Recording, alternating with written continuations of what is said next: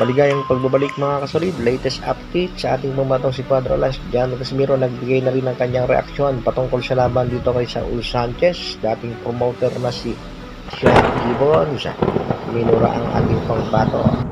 Japan Boxing Commission pumabor naman sa ating pangbatong si Alas patungkol sa kanyang laban bukas at may kumakalat ding balita na posible daw i-ban ang ating pangbato sa bansang Japan. Yan ang ating pag-uusapan.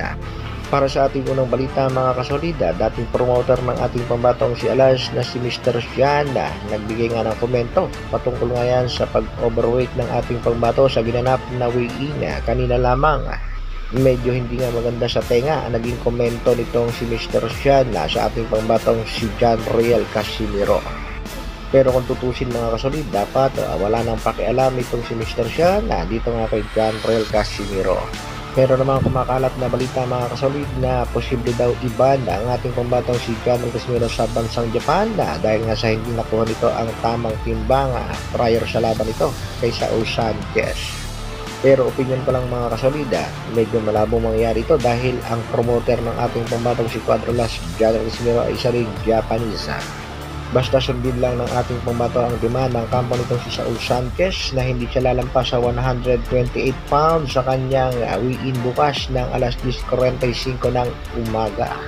Ibig sabihin mga kasolid, binigyan pa rin ng pabor ng Japanese Boxing Commission ang ating pangbatong si Alas dahil meron pa siyang oras upang makapag-rehydrate after nga ng kanyang weigh-in 10:45 ay sa hapon pa naman ang laban ng ating pangbato. At hindi nga totoo ang balita nga titimbangin ang ating pangbatong si Alas bago umakyat ng ring. At sa pagkakataong ito nga mga kasolid ay alam naman natin nga tututukan ito ng kanyang Japanese promoter ang Treasure Boxing Promotion para hindi sumablay ang ating pangbato sa kanyang timbang na gaganapin nga bukas ng alas 10:45 ng umaga. Isa pang nakikitang dahilan ng mga boxing fans ay ang timbangang ginamit ni Casimiro sa kanyang kwarto mismo mga kasolida. May mga nagsasabing tila hindi nga daw calibrated ang timbangang ginamit ng ating pangbato dahil noong October 1 ay nag-update niya ang ating pangbato at medyo malapit-lapit na sa 122 pounds limit.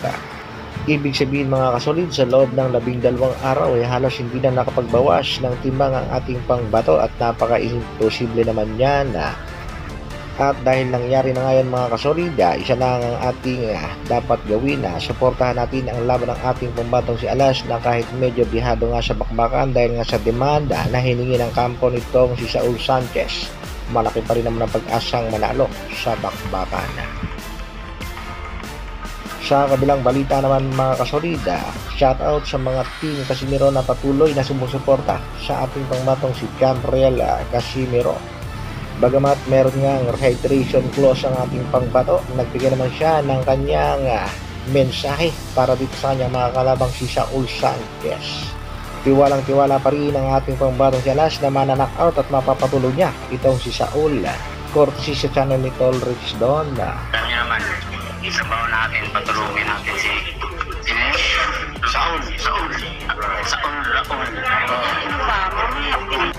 Kaya mga kasolid, palagi natin suportahan ang ating mga kababayang Pinoy na lumalaban at suportahan din natin ang laban ng nag-iisang angas ng Pinas, Cuadro Alas, John Riel Casimiro. Bukas na nga yan mga kasolid. Hanggang dito na lang at maraming salamat sa patuloy na pagsuporta at panonood. Isang like naman dyan at sa mga bagong mapapadaan sa ating munting channel, pa-share at subscribe na rin ang ating video. Mabuhay! Dr. Alvin Vlogs. Brrrr.